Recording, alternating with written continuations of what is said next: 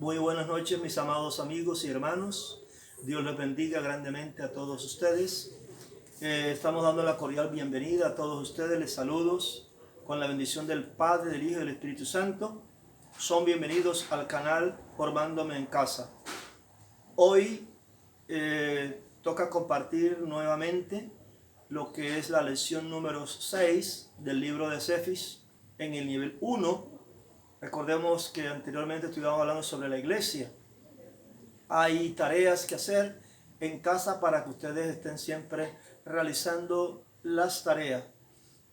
Hoy vamos a hablar, la lección que nos corresponde es la número 6, y vamos a hablar de dos grandes ordenanzas, como son el bautismo en agua y la cena del Señor.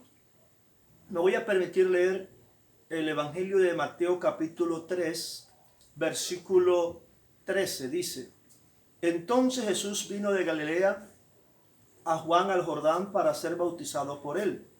Mas Juan se le oponía diciendo: Yo necesito ser bautizado por ti, ¿y tú vienes a mí? Pero Jesús le respondió: Deja ahora, porque así conviene que cumplamos toda justicia. Entonces le dejó. Y Jesús, después que fue bautizado, subió luego del agua. He aquí los cielos le fueron abiertos, y vio al Espíritu de Dios que descendía como paloma y venía sobre él. Y hubo una voz del cielo que decía: Este es mi Hijo amado, en quien tengo complacencia. Así que vamos a mirar entonces en la escritura y también en el libro estas dos ordenanzas, como son el bautismo en agua y la cena del Señor. Conocer qué es el bautismo en agua y conocer la cena del Señor. ¿Qué significa el bautismo o bautizar?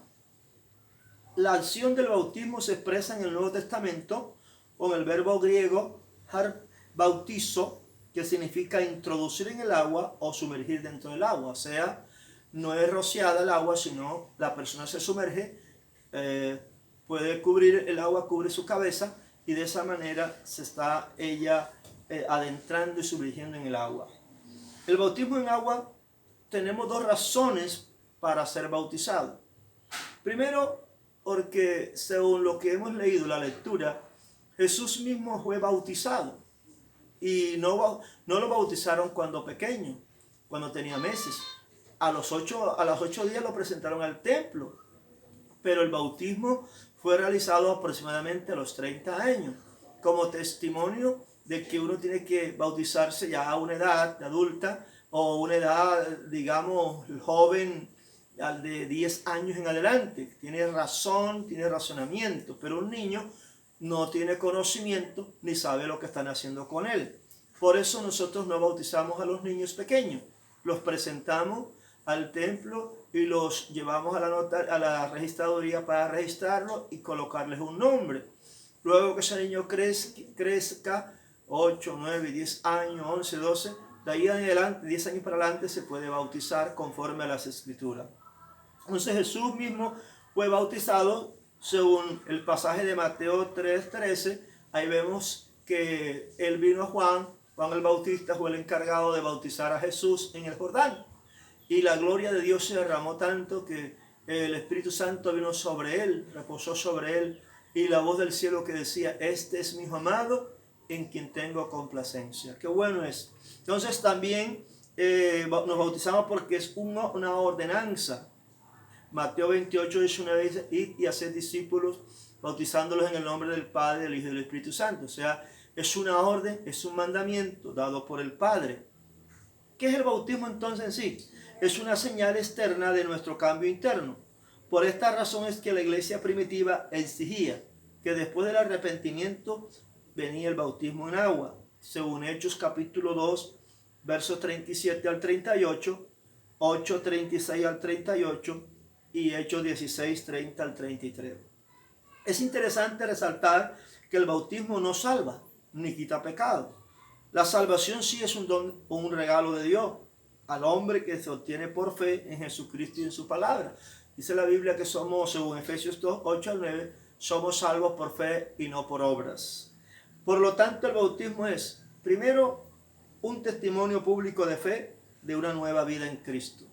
nueva criatura somos. Segundo, nuestra identificación con Cristo. O sea, según Romanos 6, 3 al 11, nos identificamos con Cristo en su muerte y resurrección. Muerte, según Romanos 6, 3 y 6, 8, nuestro viejo hombre o vuestra naturaleza pecaminosa ya fue crucificada juntamente con Cristo, según Romanos 6, 6.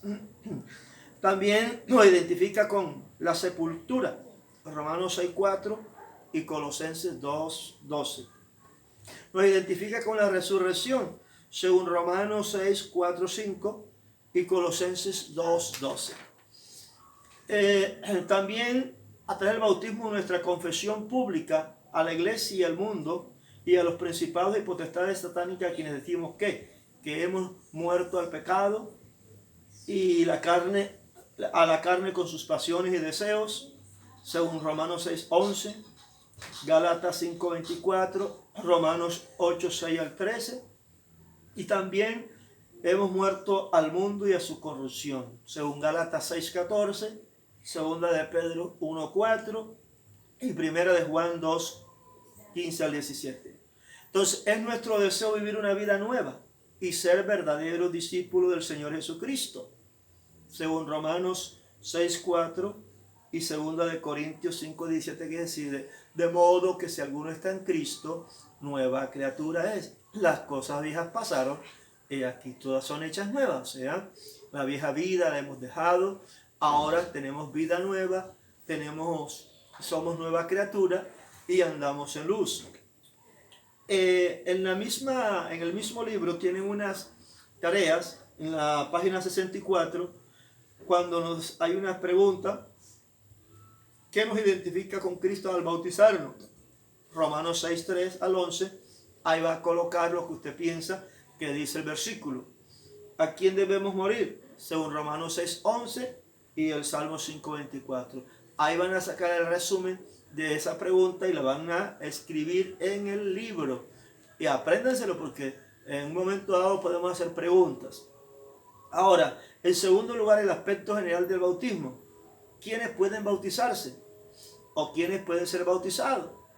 Bueno, primero, quien cree y recibe a Cristo y acepta el Evangelio, según Marcos 16, 15 al 16.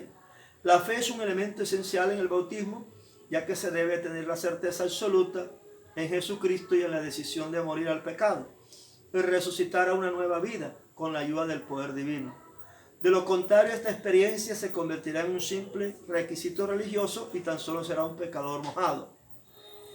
¿Quién se ha arrepentido de todos sus pecados? Esa persona también puede ser bautizada, según Hechos 2:38. ¿Quién más puede ser bautizado? Quien se ha hecho discípulo de Cristo, según Mateo 28, 19 al 20. Ahora, también ahí hay unas preguntas que hay que llenar. Hay unos espacios, unas líneas en la página 65 que debemos llenar. La pregunta es: ¿cuándo se debe bautizar la persona? Inmediatamente la persona reúna los requisitos anteriores, o sea, haberse arrepentido, creer en el Señor Jesucristo, en fin, tener la fe en el Señor. ¿Cómo se debe bautizar? ¿Cómo es la fórmula bautismal? Dice la palabra que Jesús mismo ordenó hacerlo en el nombre del Padre, del Hijo y del Espíritu Santo, según Mateo 28, 19. O sea, el bautismo siempre se nombra el Padre, el Hijo y el Espíritu Santo. Así es la fórmula bautismal. Así lo hicieron los hermanos de la iglesia primitiva o naciente, y así lo seguimos haciendo nosotros como hijos de Dios. ¿Dónde se puede bautizar? El lugar, bueno, puede ser un río, o en el caso de Jesús, en Mateo 3:6, Juan 3:23, o también en un pozo, como dice Hechos 8:36, 37, donde hay agua. También puede hacerse en una piscina, en un bautismerio o bautisterio, y debe hacerse por inmersión. No es rociamiento, es por inmersión.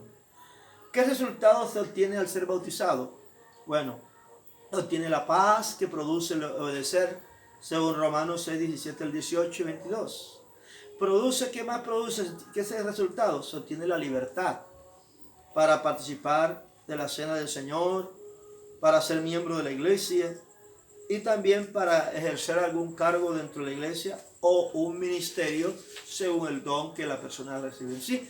Eso es en sí, en resumen, lo que es el bautismo. La ordenanza que lo hace el que se cree, el que verdaderamente ha creído en Jesús y cumple esos requisitos, y se puede bautizar cuando esta persona decida hacerlo, y debe hacerse en el nombre del Padre, el Hijo y el Espíritu Santo de Dios. Ahora, la otra gran ordenanza que el Señor dejó es acerca de la cena del Señor. Nuestro Señor Jesucristo fue quien instituyó y ministró la cena, y al mismo tiempo ordenó a sus discípulos ministrarla. Mateo 26, 26 al 29, Lucas 22, 15 al 20. Entonces la cena del Señor conmemora un nuevo pacto. Lucas 22, 19 al 20. Anteriormente había un antiguo pacto que se estaba bajo la ley. Era cuando la gente que se arrepentía tenía que llevar un animal para sacrificarlo, derramar sangre. Pero ahora es un nuevo pacto porque Jesús, como el Cordero de Dios que fue inmolado, derramó su sangre para perdonarnos a nosotros. Ese nuevo pacto, por eso dice, en su sangre, la sangre de Cristo. ¿Qué nombre se le da a la cena del Señor? Hay varios nombres que se le da. Primero, se menciona en 1 Corintios 11 como la cena del Señor.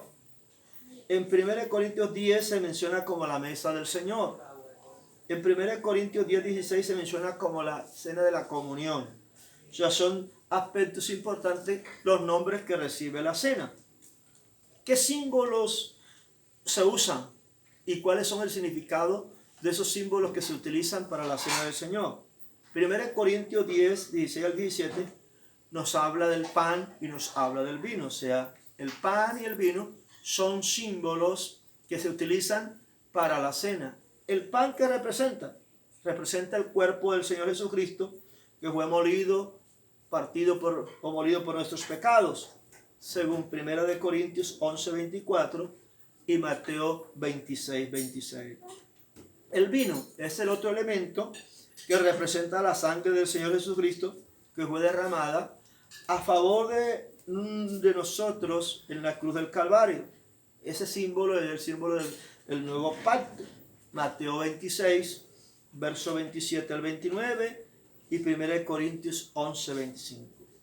Al tomar la copa, testificamos que por la sangre de Jesús hemos sido redimidos. O sea, como dice la palabra, sin derramamiento de sangre no hay remisión de pecado, no hay perdón de pecado. Era necesario la muerte de Cristo para que fuésemos salvos. Si Cristo no hubiese muerto en la cruz del Calvario, no fuéramos salvos. Y si Cristo no hubiese muerto, no existiría el cristianismo. Porque la razón de ser de Cristo morir es darle cumplimiento a la palabra, levantar una iglesia y crear el cristianismo. Por eso el cristianismo no es humano, sino divino. El evangelio es poder de Dios que transforma la vida de las personas. Es en sus propias palabras, también en la página 66, entonces escriba lo que dice 1 Corintios 10, 6 al 17. Ahí va a anotar, según el texto, lo que usted piensa que dice ese texto. Ahora, en tercer lugar, los requisitos para participar de la cena del Señor. ¿Cuáles son esos requisitos? Primero, deseo de participar. Según Lucas 22, 14 y 15, la persona ya que ha sido bautizada y tiene ese anhelo, lo participa. Hay que hacerlo en memoria del Señor. 1 Corintios 11, 24 al 25. O sea, recordando su muerte, su resurrección y su pronto regreso. Eso habla de hacer memoria del Señor. También uno de los requisitos para tomar la cena es que primero debemos examinarnos a nosotros mismos para asegurarnos que estamos en comunión con Dios, que estamos en comunión con el prójimo, que no estamos peleados con nadie, que no odiamos a nadie. Sí, para que no se tome indignamente, según 1 Corintios 11, 28 al 31. Entonces tenemos que examinarnos cómo está el corazón, si hemos perdonado, si hemos pedido perdón a Dios por los pecados. Tenemos que ir de esa manera ya con el pecado confesado. Es importante recordar que debemos expresar también nuestra gratitud a Dios. Lucas 22, 17 al 19 lo dice. Entonces, con la seguridad que vivimos por Él y que Él es nuestra vida. Se dice en Juan 6:56 que Él es el pan de vida, el pan que alimenta, que nutre nuestro espíritu, que nos da vida. Esperando también su venida, según Marcos 14:25, 1 Corintios 11:26, esperando su venida o su regreso, porque fue la promesa que Él hizo. Entonces, ¿estás listo para participar de la cena del Señor? Es la pregunta. ¿Tú estás listo? Bueno, si la respuesta es negativa, tenemos que entonces preguntarnos qué hace falta para poder participar de ella. Ahí están unas líneas, hay un espacio donde tú puedes llenar en el libro y mirar por qué no te bautizas, qué te hace falta, si es negativa la respuesta. Ahora, ¿quiénes participan de la cena del Señor? Es una buena pregunta. ¿Quiénes pueden participar de ella? Cuando Jesús ministró la cena, únicamente estaban sus discípulos. Por lo tanto, las personas creyentes bautizadas bíblicamente son las que pueden participar y que estén en comunión con Dios, que estén en comunión con el prójimo. Estas son las personas que están habilitadas para participar de la cena del Señor. Por eso hay que examinarse y ya también la persona ha debido haberse bautizado. Entonces, hemos dicho que el pan representa el cuerpo del Señor Jesucristo partido por nuestros pecados. Y el vino representa la sangre del Señor Jesucristo que fue derramado a favor de nosotros en la cruz del Calvario. Esos son los símbolos o los emblemas de la cena del Señor. Pero hay que tomarla dignamente. Tenemos que examinarnos para no tomar juicio. Las consecuencias, inclusive, precisamente en 1 Corintios, capítulo 11, versos 27 al 30, nos habla de esos, de tomarla, o las consecuencias de tomarla indignamente. ¿Cuáles son las consecuencias? Bueno, la persona será culpable del cuerpo y de la sangre del Señor. Juicio come y bebe para sí. Y también puede traer enfermedad, debilidad y muerte cuando se toma la cena del Señor indignamente. ¿Qué es tomar la cena del Señor indignamente? Cuando la persona no ha confesado sus pecados, cuando hay rencor, resentimiento, amargura, odio, cosas así por el estilo. La persona no anda bien delante de Dios, eso va a traer unas consecuencias. Por eso es necesario que cuando nos presentemos ante Dios, al orar, confesemos, alabemos a Dios, pero también confesemos nuestra falta, nuestros pecados. Es necesario mantenernos puros, es necesario mantenerlos en santidad.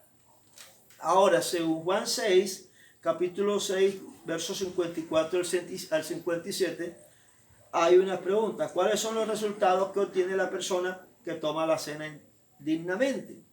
O sea, cuando la toma dignamente, la persona que está bien, en buena comunión con el Padre, en buena comunión con la familia, esa persona va a recibir una bendición especial. Entonces, según Juan 6, 54 y 57, ahí hay unos espacios, lea esos textos bíblicos, saque conclusiones y anote en esas líneas todo lo referente a esta parte de las Escrituras. Podemos ir concluyendo entonces que luego de esta preciosa e irrepetible experiencia de la salvación que ha producido el nuevo nacimiento, que ha producido también el arrepentimiento de nosotros y que hemos aceptado a recibir a Jesucristo como nuestro Señor y Salvador personal, entonces nosotros participamos de ese nuevo nacimiento. La preocupación debe ser de todo recién convertido el procurar ser bautizado. Eso es una cosa. Hay creyentes que llevan 1, 2, 3, 4 años y todavía no se han llegado a bautizar. ¿Qué esperan? Hay que hacerlo, porque si el Señor llegase a venir, ¿cómo lo va a encontrar? Hay que obedecer el mandamiento.